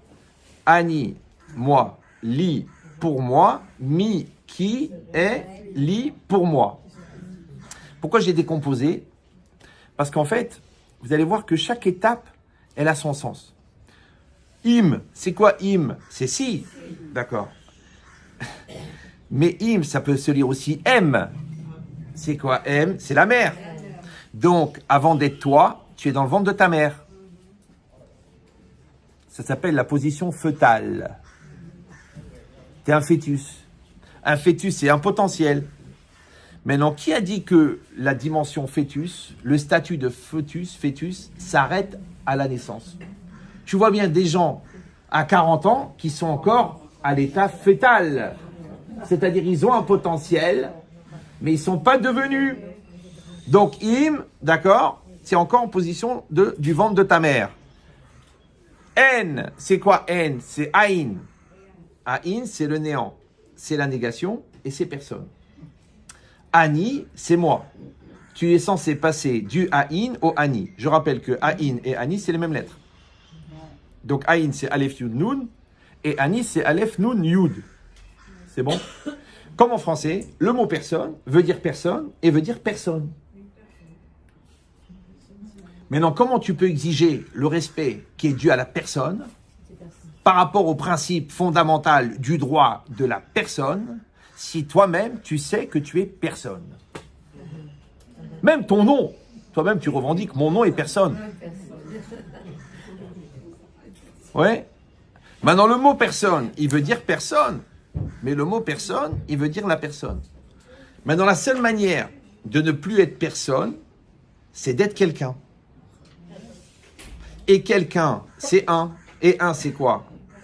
C'est unique. Donc, il y a chez toi une dimension unique en potentiel qu'il faut réaliser. C'est ça ce qu'on a dit. Kol hachaim zelatset milakoach el hapoal. Il dit le Maharal, toute la vie, c'est passer du potentiel au réel. Je vous dis ça, cette phrase-là, elle est expliquée dans le livre. Le premier, le bleu. Il y a beaucoup parmi vous qui l'ont acheté. Faites-moi plaisir, lisez-le. Non, c'est bien. Il faut même le relire, même le re-relire, même le... Il y a un Roche Kollel, il a écrit 4 classeurs de commentaires sur le livre. Les gens ils disent, bon ça va, je l'ai lu. Ouais, des psychologues, des psychanalystes, aussi, des professeurs de neurosciences. Il me dit, mais vous êtes fous d'avoir écrit un livre pareil. Vous allez nous foutre au chômage. Il y a des médecins à Paris qui le donnent à la place du Prozac. Je sais pas si vous... Ouais. Mais l'idée, c'est pas pour moi. Parce que tu travailles, et j'ai fait que répéter des choses qui sont écrites chez les sages. Bon, l'articulation, elle est personnelle, mais l'enseignement, il existe. Mais ce qui est intéressant, c'est quoi? C'est que tu dois passer du N, du Aïn au Ani. Maintenant, le Aïn, c'est pas rien. Non, le Aïn, c'est potentiel non réalisé. Tu réorganises les lettres, ça devient le Ani. Ça veut dire que chacun d'entre nous, il a tout pour réussir. Mais le problème, numéro 1, c'est que on n'est pas conscient de notre valeur. Numéro 2, on regarde la valeur de l'autre. Et on compare. Et qu'est-ce qu'ils disent les goïms? Oui, l'amour s'arrête là où la comparaison commence. Donc si tu compares ton conjoint avec le conjoint de ta copine, l'amour s'arrête. Si tu compares tes enfants avec les enfants de l'autre, l'amour des enfants s'arrête. Mais si toi-même, si tu te compares avec l'autre, donc l'amour de toi, il s'arrête. Donc, il faut être capable de faire une auto-analyse et de faire un bilan, ce qu'on appelle un bilan de compétences. Ouais. Tu dis, je sais faire ça, j'ai réussi ça, j'ai fait ça. Parce que les gens, ils savent, je suis nul, je suis rien, je vaux rien. Je dis, mais vous êtes là à la maison, votre maison, elle est propre, les enfants sont éduqués. Ok, bon, vous êtes bien dans votre peau, vous réussissez dans votre travail, vous avez un rapport mature avec Hachem, vous aimez la vie, vous aimez Dieu, mais vous êtes extraordinaire. Ah non, mais ça, c'est rien, ça. Audon Kolo, l'éducation de tu vaux rien, ou la résonance personnelle de dire oui, mais ça, c'est rien. Mais non, c'est l'inverse. C'est bien et je vais faire plus. Mais ça, c'est bien et je vais faire plus. Une marche. La marche, rappelez-vous que la marche, elle a toujours un côté plat, c'est le résultat obtenu, un côté raide, l'effort à fournir, qui t'amène à un résultat, qui t'amène à un effort, qui t'amène à un résultat. C'est comme ça qu'on grandit. S'il n'y a que des côtés raides, ça s'appelle une falaise. Tu n'y arriveras jamais, tu fais comme ça. Non, laisse tomber. Oh, c'est impossible. S'il y a un côté plat, que un côté plat, bon, c'est vrai que c'est reposant, ça s'appelle la Belgique. Ouais. Le plat pays qui est le mien, d'accord? Mais la vérité, les prix Nobel qui viennent de Belgique, il n'y en a pas. C'est pas la peine de compter, c'est bon. Donc, peut-être ils ont inventé le zéro. Non. Donc, c'est quoi l'idée?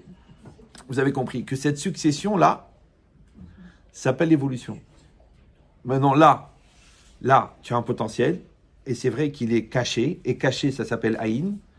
Quand tu l'appliques, tu le révèles en rentrant en réalisation, il devient une réalité. Maintenant, pour qu'il soit là, il faut que tu passes par le côté raide. Et ça, c'est l'effort.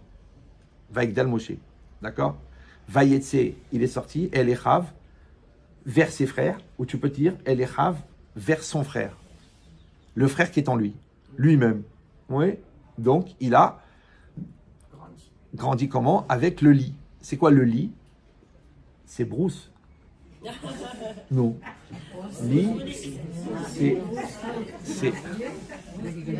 c'est pour moi. D'accord? Donc il y a Annie, c'est moi, et Li, c'est pour moi. Mais je ne comprends pas. Si je dis Im, En, Annie, Li, si moi je ne suis pas pour moi, mais je ne comprends pas, Annie c'est moi, et Li c'est moi. Donc ça veut dire que si moi, attention, je ne me crée pas un moi, en moi, qui s'occupe de moi pour que moi, je devienne moi, je ne vais jamais être moi.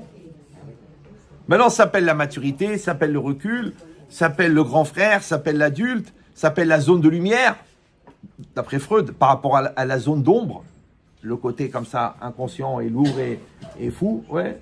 Donc il y aura toujours cette ambivalence, ce paradoxe qui crée le mouvement, ouais, entre moi et la conscience de moi. D'ailleurs là, je suis en train de parler, en même temps que je vous parle, je m'écoute parler. Pas parce que j'adore m'écouter, mais parce que je dois tenir compte de l'heure, où je vais dans le cours. Est-ce que vous suivez pas? Est-ce que ça vous intéresse ou non? Donc je suis obligé d'être en projection en même temps que j'existe. Vous séparez, d'accord? Vous dites quelque chose avant de parler déjà. Pourquoi je vais parler? Qu'est-ce que je veux dire? Dans quel état d'esprit? Je suis bien ou je suis énervé? J'ai envie de régler les comptes ou je veux faire avancer la machine? Parce que ça, c'est le lit qui est le préliminaire qui va permettre de voir ce que vous allez voir. Ça s'appelle la prévision. Ouais. Après, vous allez rentrer dans l'occupation. Donc, avant d'être occupé, vous allez être préoccupé. La préoccupation s'appelle l'anticipation. Maintenant, quand tu anticipes, il n'y a pas de surprise. Donc, tu as gagné le Yetzer Hara qui, justement, te prend par surprise. Parce que j'ai réagi, parce que j'ai mal pris, parce que j'étais vexé, parce que c'était difficile, parce que je ne comprenais pas. Donc, le réflexe de mal réagir ou le réflexe de s'enfuir et de se réfugier dans la non-action ou dans la victimisation, ça vient du côté superficiel. Mais dedans, normalement, il y a le lit, ouais, im, en, ani, li. Si il y a le lit qui va dire, hey, oh, calme-toi, tout va bien. Bah, au Hachem, t'es en bonne santé, t'as va, la Parnassa, t'es en Israël, il fait beau, c'est bon, ouais. Pourquoi ce côté-là, des fois, il est moins fort, il est perdant? Parce qu'encore une fois, c'est le fruit de l'éducation. De la même manière que la musculation, elle augmente la force. Le Krav Maga, il augmente la confiance en soi, même si tu te battras jamais. La connaissance de la Torah, elle fait que tu es à l'aise dans la Torah. Mais le gars qui vient jamais à la synagogue parce qu'il a grandi en Picardie, donc il vient, il dit ouais, je suis mal accueilli, tout le monde me regarde comme si j'étais un goy. Mais c'est dans sa tête tout ça, personne n'a rien fait, personne ne l'a truqué. Mais comme il ne sait pas lire, il s'ennuie. Au bout d'un moment, les gens ils voient qu'il n'a pas de livre ou qu'il tient le livre à l'envers. Ils ont compris qu'il y a un problème. Donc il dit Mathieu, non, Mordechai. Ah tiens, étonnant, d'accord. Mais c'est lui qui s'est créé le complexe par le fait qu'il n'est pas préparé. Ouais, comme dans la vie. Moi je leur dis au Khatan Kala, je leur dis préparez-vous. Non, mais Rav, grâce à Dieu, Baruch Hashem, tout va bien, tout va bien. Je sais que ça va bien, ben oui. Parce que les premiers 6 mois, la première année, on te donne gratuit tout. Mais après, il va falloir faire le plein, entretenir la voiture, mettre en place la communication. Donc je te dis, je vous donne un programme, il est gratuit. Je sais qu'il y a des gens qui ont des problèmes avec la dépense. Ouais. C'est gratuit, faites le travail. Il y a des gens intelligents qui me disent, ok Rav, on va le faire. Il y en a d'autres qui disent, non, c'est bon, Baruch Hashem. Ils sont longs les cours. Ils sont moins longs qu'une thérapie et plus courts qu'un divorce. Mais enfin, après, c'est... Mais t'es pas obligé. C'est vrai, non? Il en faut des brels. Sinon, comment on pourrait nommer nos enfants Jacques? D'accord? Restez concentrés, ne me quittez pas. D'accord? Donc, si c'est ça maintenant, Vayetse et Rav, vous avez compris? Il va sortir vers son frère. Son frère, c'est qui? C'est son deuxième jeu.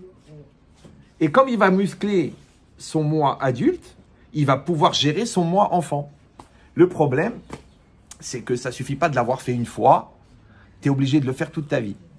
Bah oui, parce que nouvel âge, nouvelles épreuves, nouvelles exigences de maturité. Donc la maturité de 20 ans ne marche pas pour les épreuves de 30 ans. Donc tu es obligé de refaire ce qu'on appelle dans ton téléphone des mises à jour. C'est pour ça que le Rav Dessler, il dit Emouna zo avodat midit. C'est un travail perpétuel. Maintenant, c'est quoi la Emouna? Genre la Emouna. La Emouna, c'est d'accepter que la réalité qui est en face de toi est adaptée à toi. Ça va? Mais le fait d'accepter que la réalité est adaptée à toi ne veut pas dire que toi, tu es adapté à la réalité. C'est que le bon Dieu, il va t'envoyer exactement ce que tu as besoin. Exactement. Ouais. Mais non, si, mais ça implique pas que toi, tu es adapté à ce qu'on t'envoie. Vous me suivez ou non? Parce qu'encore une fois, puisque l'épreuve, c'est l'école du devenir. Donc, quand tu arrives en 6e, le prof, il va donner des examens de 6e. Et toi, tu t'énerves. Tu dis, oh non, c'est dur. Monsieur, on n'a jamais fait ça. Ben, c'est normal, tu étais en CM2. Maintenant qu'on est en 6e, il y a des autres exercices. Donc, 10 ans de mariage, ce n'est pas les mêmes exercices que 20 ans de mariage. Des enfants de 8 ans, ce n'est pas les mêmes exercices que des enfants de 18 ans. Alors que les gens, ils s'énervent. Rabbi Chetrit, moi, la crise d'ado, j'en peux plus, on comprend rien, on ne sait pas ce qu'il veut, il fait n'importe quoi. À la yeshiva, il veut fumer des joints. L'autre, on l'a éduqué dans le laïc, il est devenu Lubavitch. Mais qu'est-ce qui se passe? Mais qu'est-ce qu'on a fait au bon Dieu? Vous avez compris ou non? C'est-à-dire qu'en fait, les gens qui refusent leur réalité, c'est parce qu'ils ne sont pas adaptés. Maintenant, tout le temps que tu vas perdre à dire c'est pas normal, c'est pas comme ça, je suis en rébellion, où il était Dieu, c'est quoi ce cadeau, et c'est pas elle, et je me suis marié trop tôt, et les enfants, j'avais dit je les voulais pas, et les garçons c'est difficile, et on n'y arrivera pas. Tout ce temps que tu pars à faire de la mousse avec ta savonnette Yabrel, ça fait pas avancer la machine. Mais si tu avais le lit, le gars au-dessus qui te dit écoutez, là, cette parole-là, cette réaction-là, cette souffrance-là, cette dépression-là, elle t'apporte quelque chose? Elle fait avancer? Quand c'est quelqu'un de l'extérieur, tu dis ouais, mais vous ne me comprenez pas. Mais si c'est toi-même qui te pose la question, tu dis franchement, ça te sert à quelque chose? Ouais, mais ça me fait du bien. Mais comment ça peut te faire du bien de parler de ta dépression, puisqu'en parlant de ta dépression, tu entretiens ta dépression? Donc ce qui te fait du mal, ça te fait du mal. Et plus tu te fais du mal, plus tu as mal. Et j'ai de plus en plus mal. Sauf que je fais ce petit sketch là, mais qui est une réalité. Des fois, une femme, elle m'appelle, elle me dit, Rabbi Chetrit, bon, Hachem, ça fait 4 mois que j'essaie de vous avoir. Et je dis, qu'est-ce que j'ai fait de décrocher? Alors, Rabbi Chetrit, écoutez, ça va pas, je souffre, j'en peux plus, je me lève le matin, je pleure, mon mari, je veux qu'il meure, j'en peux plus, ma belle-fille, ma truc, elle m'aime pas, mon fils, il m'écoute pas. Je dis, écoutez, madame, vous m'avez appelé, oui. Elle me dit, oui, je vous ai appelé. Ok. La personne qui m'a appelé, elle m'a appelé pourquoi? Pour s'en sortir. Elle me dit, oui, bien sûr. Alors je dis, est-ce que vous pouvez me passer la personne qui veut s'en sortir?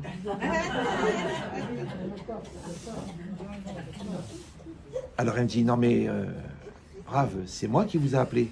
Non. Déjà, vous voyez, là, vous prenez un ton raisonnable. Là. Mais quand vous me déblatérez, vous me déversez, pour pas dire vous vomissez, pour pas dire un autre mot, parce qu'on est dans une synagogue, ouais. Vous dégagez une énergie négative qui entretient votre dépression. Maintenant, les 10%, les 5%, les 20%, peut-être les 80% qui vont bien, parce qu'il y a une maladie qui s'appelle la mytho, ouais. Je voudrais parler à ces 80%. Et ces 80%, je vais les aider, je vais les conforter, je vais leur donner des outils et un programme, et eux, ils vont gérer la partie qui va pas bien. Mais quand vous entretenez la partie qui va pas bien, il n'y a aucune chance que la partie qui va bien, elle arrive. Ça veut dire que si je suis complice de ma souffrance, si je suis partenaire de ma dépression, comment veux-tu que ça sorte? T'as déjà vu quelqu'un pour sortir d'un trou, il creuse dedans?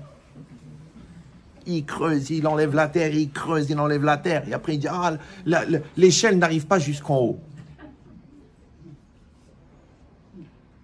Mais encore une fois, comment ça se fait que tu t'en rends pas compte?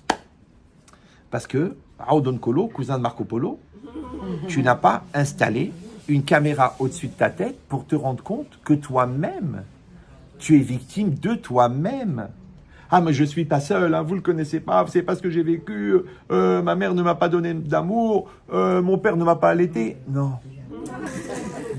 Ton père, il t'a pas allaité, à la limite, c'est pas vraiment de sa faute. Ouais. Mais toi, que tu t'es fabriqué, que le manque d'allaitement de ton père est un manque, comme ton psy t'a expliqué, un manque d'apport en tendresse qui t'aurait rééquilibré ta souffrance morale, mais ton père, il ne peut pas t'allaiter. C'est toi, au contraire, que je te conseille d'allaiter tes bêtises. Mais allaite. On passe à autre chose. D'accord? Mais toi, tu prends le sein de la Ramma et tu têtes. Tu prends le sein de l'angoisse et tu têtes et tu cherches. Ah voilà, j'ai raté le bus. T'as vu? Hachem, il m'aime pas. L'autre, il me comprend pas. Tout ça, c'est de sa faute. Et l'autre, mais tu alimentes. Donc je voudrais, s'il te plaît, que tu me passes la personne qui veut s'en sortir. Maintenant, normalement, si moi j'arrive à parler à la personne qui veut s'en sortir, même quand je suis pas là, tu devrais entendre la voix de la personne en toi qui veut s'en sortir. Mais étant donné que le côté négatif, il est nourri et éduqué par l'Yetzerara, et que le côté positif, il est nourri et éduqué par toi, donc si tu ne l'as pas éduqué, il n'est pas éduqué. Comme un jeune qui vit toute la journée dans la cité, c'est normal qu'à la fin, il vit de la drogue. Il vend de la drogue. L'autre, il va à l'école, il travaille, il fait ses devoirs, il rentre, il regarde personne, il retourne, il fait ses devoirs, il retourne, il repart, il retourne. Après, il y a un tirage au sort, il rentre à Janson de Sailly. Ouais, alors qu'il part du 93. Ouais. Et après, il réussit son bac brillamment. Et après, il rentre maths maths appliqué. Après, il essaye, il fait une prépa. Et après, il rentre à l'ENA. Tu peux m'expliquer comment le mec d'une cité Khrada, où tu pouvais pas marcher par terre tellement il y avait des seringues, il est sorti major promotion ENA. ENA, pas A-N-E, E-N-A. A-N-E, c'est autre chose. Ouais. Bizarre. Alors, je te dis pourquoi. Parce qu'il est resté concentré. Mais il y avait des tentations, il y avait des propositions, il y avait des pots de bananes, il y avait des portes ouvertes vers l'échéance, vers l'échec. Il y avait des fauteuils pour s'installer, il y avait des lits pour dormir, il y avait des canapés pour flemmer, il y avait des émissions de télé, il y avait des chaînes dédiées à la lourdeur. Et lui, il est resté concentré sur ses livres et ses cahiers. C'est comme ça.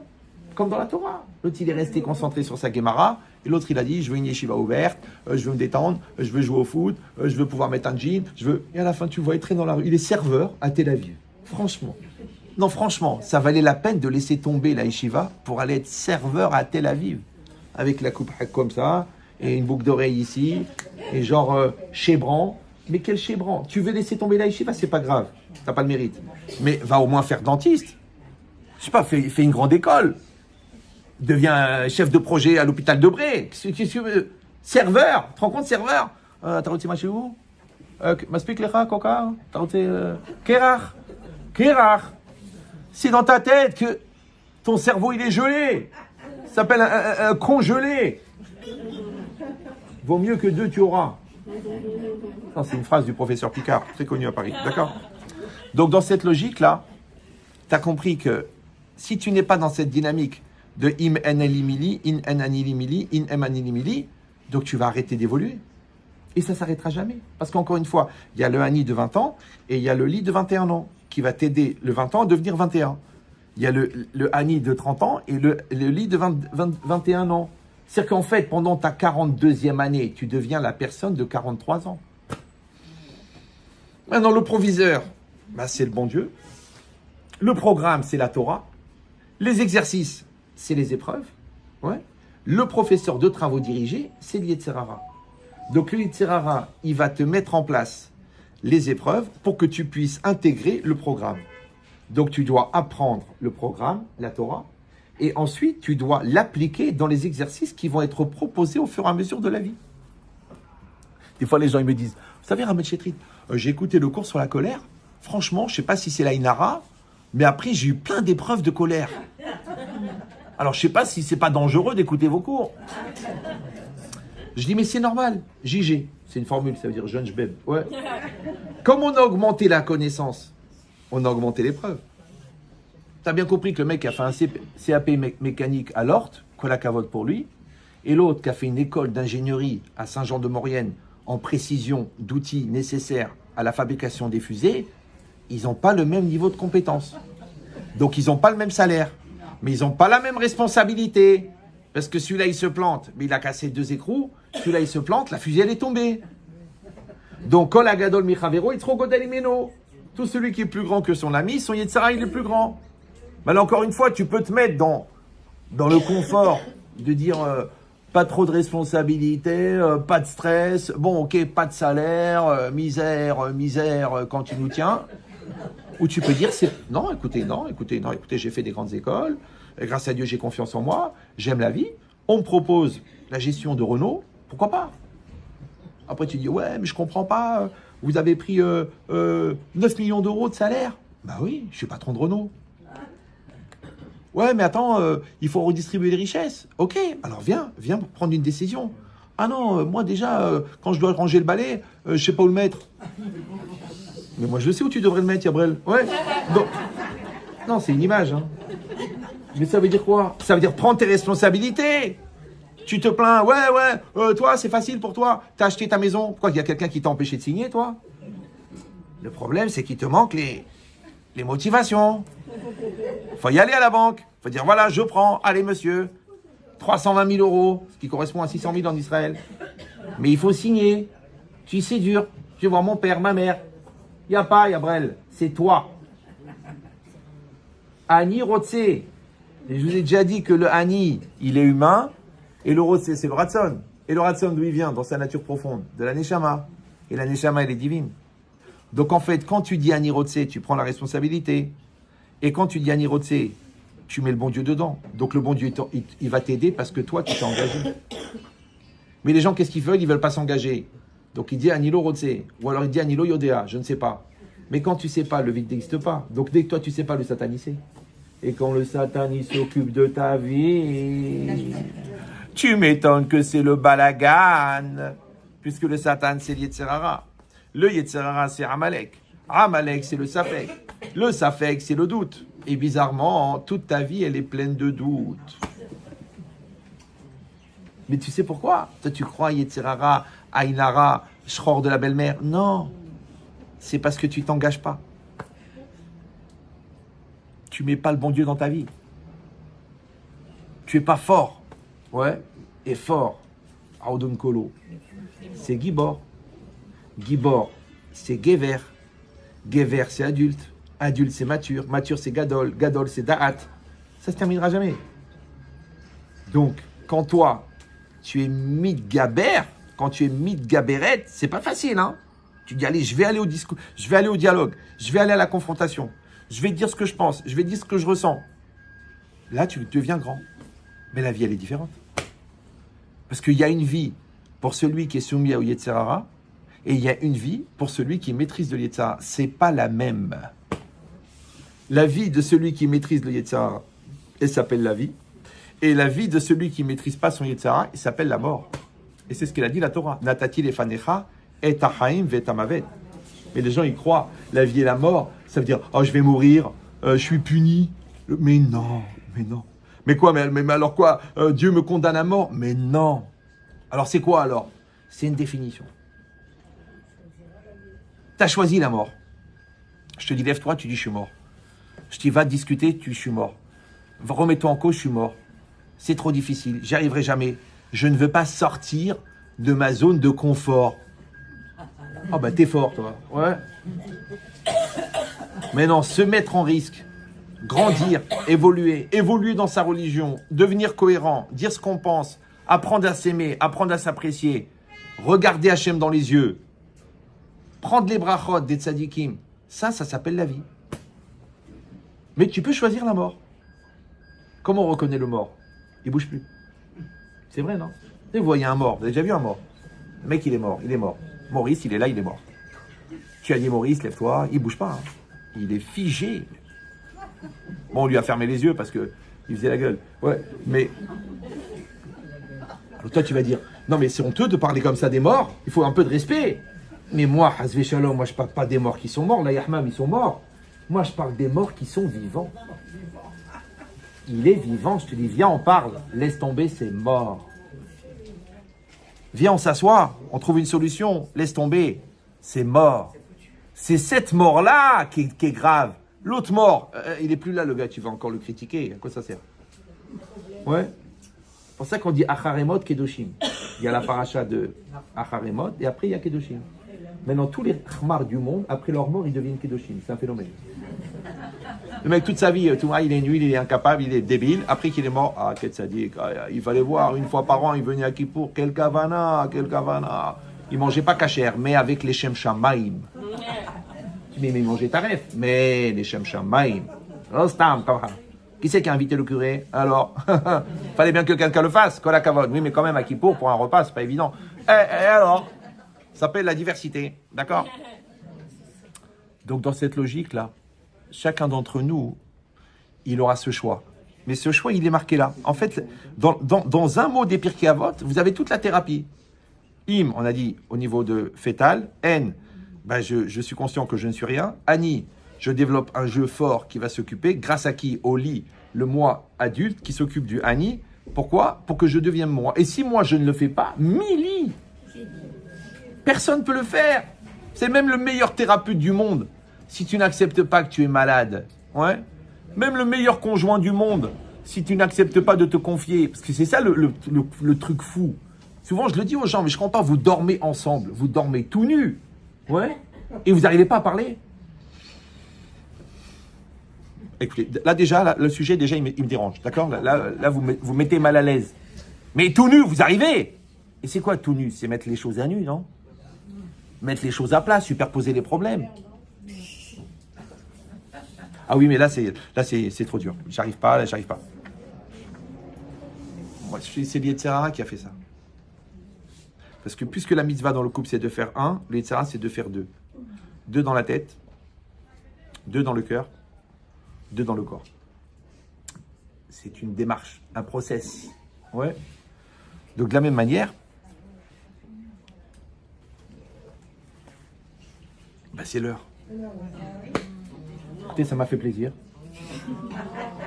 Non, il reste pas grand-chose. Il reste les trois quarts, mais c'est pas grave. Je vais vous dire le secret. C'est pas le discours qui est important. Non, c'est l'impact que ça crée chez vous.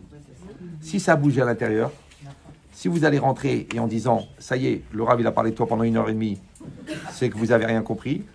Mais si ça développe chez vous une énergie positive qui vous aide à grandir, c'est bon. Mais si juste pour qu'on explique la fin du verset, comme ça vous partez pas avec la moitié de la pizza. Donc, quand il a fait ça, Vayer Besivlotam, il a vu leur souffrance. C'est-à-dire, il a vu la partie de lui qui est soumise au Yetzer Hara. Et c'est pour ça qu'il souffrait. Après, Vayer Ish Mitzri, il a vu un homme égyptien. Mais Mitzri, ça veut dire égyptien. Mais Metzari, ça veut dire un homme de frontière. Un homme de limite, un homme d'étroitesse. Et celui-là, Metzer, c'est les limites de l'homme. Mitzraïm, c'est les limites de l'homme. Et Paro, c'est le roi d'Égypte. Donc, c'est le roi des limites, c'est le Yetzer Hara. Donc, il a vu un homme égyptien qui frappait un homme juif. Donc, il a vu son Yetzer Hara qui frappait son Yetzer Tov. Qu'est-ce qu'il a fait? Vaïfen Kovako. Il a regardé à droite et à gauche. D'accord? Il a réfléchi. Qu'est-ce que je vais faire? Soit je reste dans cet état de victime et je continue à être un nul et un débile. Soit je me bats, je me prends en main et je grandis. Ouais? Et c'est ce qu'il a fait. Vayach et Amitzri. Il a frappé son Yetzer Hara. Ce qu'elle dit la Gemara, Leolam Irgazadam Yetzer Tov Keneged Yetzer Hara. Un homme doit faire lutter son Yetzer Tov contre son Yetzer Hara. Je ne vais pas chercher la confrontation, je ne vais pas chercher l'épreuve. Mais si elle se présente, je vais me battre. Je vais faire ce que j'ai à faire. Ouais? Donc il arrive l'énervant, je me maîtrise. Il arrive le décolleté, je tourne la tête. Ça arrive lors de la prière, je me lève, je commence pas à réfléchir, il y a un autre minyan à 11h30 chez les rabbins. Non. Le Kriyat Shema, c'est 8h19. D'accord? C'est quand même bizarre que tu te réveilles tous les matins à 8h19. Juste pour rater le Kriyat Shema, c'est un phénomène. Ouais. Donc tu mets ton réveil à 7h15. Ouais. Et quand 12 000 €, il t'a dit. je suis né le 11 Nissan. Et ma femme le Kaf Betshvat. Donc comment voulez-vous que je sois contre les Chabad? Chabad Aredman. D'accord? Donc, au Hachem, il faut des millions de bisvotes. Mais moi, c'est une image parce que les gens, quand ils ratent le minyan, ils disent c'est pas grave, j'irai au Chabad. Parce qu'ils savent que le Chabad, il est tard. Parce qu'ils ont le Lekavstrout de faire un minyan plus tard. Non, si vous le prenez mal, je ne peux pas gérer tous les complexes de la salle, c'est impossible. D'accord? Vous avez compris l'idée ou non? Donc, c'est très, très important d'avoir cette image-là que je peux le faire parce que je vais frapper le côté négatif. Donc, au lieu de me prendre la tête avec des gens qui me mettent la pression ou qui veulent me faire évoluer ou qui veulent m'obliger à faire une thérapie ou à faire teshuva, c'est moi qui dois faire ce travail. Moi, vous comprenez? Moi-même, je me regarde vivre, je prends du recul et je dis, c'est pas des manières de faire. Tu es juif, tu dois t'habiller sniout. Tu es une Bat Israël, tu es un Ben Israël, tu peux pas te promener comme ça. Le shit, il t'apporte rien, c'est toi qui dois le faire. Parce que les gens, qu'est-ce qu'ils font? Ils me disent, ah mais Chétrid, vous pouvez lui parler, essayez de le convaincre, de rentrer en désintox, de rentrer un truc. Mais je lui dis, est-ce qu'il veut s'en sortir? Moi, je préfère lui donner un programme pour lui apprendre le respect de lui-même. Et après qu'il a appris le respect de lui-même, lui, il va dire, mais cette là c'est pas pour moi. Mais si lui, il n'est pas respectueux de lui-même, il n'y a personne à sauver. Donc, il va se laisser couler. Tu peux lui amener le plus grand rabbin du monde, même si Moshe Rabbeinu, il va lui dire, ça sert à rien, il n'écoutera pas. Puisqu'il n'y a personne pour écouter. À quoi il sert l'émetteur s'il n'y a pas de récepteur? Et après, il faut étudier la Torah. Ouais. Donc le Yetzer Hara, l'Égyptien, va itmene ou bechol, il l'a enterré dans le hol. Vous me suivez ou non? Il l'a enterré dans le profane. Non. Par contre, le Kodesh, il va le sauver. Oui, parce que à Torah, Yarzirou les Moutav, c'est la Torah qui va le ramener. C'est pour ça que même des gens qui ont fait la yeshiva, et après ils ont craqué, ils ont voulu faire les modernes, ils ont la Torah en eux. Ils savent revenir. Seulement, il faut faire attention, par exemple, au moment du mariage. Parce qu'il dit, oui, tu comprends, vous savez, Rav, je me suis relâché il y a 5 ans. Bon, c'est là que j'ai rencontré une fille qui te ressemblait. Et maintenant, on parle de mariage et tout. Moi, j'ai dit, écoute, fais attention. Tes parents sont religieux. Tu as grandi dans un milieu religieux, tu as fait la yeshiva. Quand tu as fait ta crise, tu as rencontré cette fille. Maintenant, il faut savoir qu'il y a des filles pour le sérieux, des filles pour le pas sérieux. Si tu n'es pas sérieux depuis le départ, c'est pas grave. Vous êtes mariés tous les deux pas sérieux, vous ferez tes chouvas tous les deux. Mais si toi, tu étais sérieux, après tu n'es pas sérieux, quand tu épouses la pas sérieuse, elle, un jour tu vas lui dire, écoute, j'ai réfléchi, je voudrais que tu te couvres la tête. Elle dit, attends, tu m'as rencontré dans une boîte de strip à Los Angeles. T'as oublié qu'on était les deux en train de fumer des joints sur la plage des Lattes. Qu'est-ce que tu veux chez moi? Et lui, il dit, ouais, mais t'as vu ma mère, elle a honte, j'ai honte de t'amener à la maison avec ta mini-jupe, parce que ton père, il est rave. Mais il fallait te poser cette question avant de me dire que tu m'aimais et de me demander en mariage. Ça veut dire que le Bédi Eved, il est Bédi Eved. La posteriori, la posteriori. Et l'a priori, l'a priori.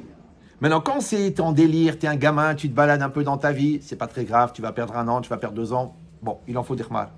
Mais quand tu es dans des grosses décisions, comme épouser la personne, faire un bébé, signer un contrat, t'engager en médecine ou alors à vendre des t-shirts à Miami, là, tu peux te poser un peu et te dire qui je suis, qu'est-ce que je veux, qu'est-ce que je vais faire. Parce que les gens m'appellent Ahmed Chetrit, voilà, j'ai loué le magasin dans le centre commercial, mais d'après le contrat, je suis obligé d'ouvrir le samedi. Qu'est-ce que je peux faire? Je dis, mais tu l'as lu le contrat avant? Ben oui. Pourquoi tu as signé? Ouais, mais je trouvais pas de local. Mina Shamaim, ça s'est proposé. Mina Satanim. Ahmed Chetrit, je travaille, je gagne 3000 shekels par mois. On m'a proposé d'entraîner des gens pour les faire tomber dans le panneau. J'ai des collègues, ils prennent 12 000 euros. Mais c'est normal. Quand quelqu'un, on lui garantit le Guéhinam, il peut prendre 12 000 euros par jour même. Ouais, mais quand même, c'est tentant. Mais c'est tentant pourquoi? Parce que tu n'as pas de conscience, parce que tu es prêt à voler, parce que peut-être tu n'as même pas de neshama. Parce que juif ou pas juif, tu dois être mal à l'aise de voler. Ça ne te dérange pas? Tu dis non, mais je suis là, il n'y a pas d'extradition. Mais il n'y a pas d'extradition. Mais le bon Dieu, il voit ce qui se passe. Donc tout ça, ça vient de quoi? Parce qu'il n'a pas grandi. Vaïgdal Moshe. Donc vous avez compris que tout ce verset-là, encore une fois, on ne va pas le sortir de son contexte. Il parle de comment Moshe Rabbeinu a grandi et ensuite il est devenu le sauveur d'Israël. Mais on peut le lire, ouais, on peut le lire comme je l'ai fait avec vous, sur le processus de devenir personnel qui fait de nous des adultes et des bons serviteurs d'Hachem. Voilà, Hazak Ubaou.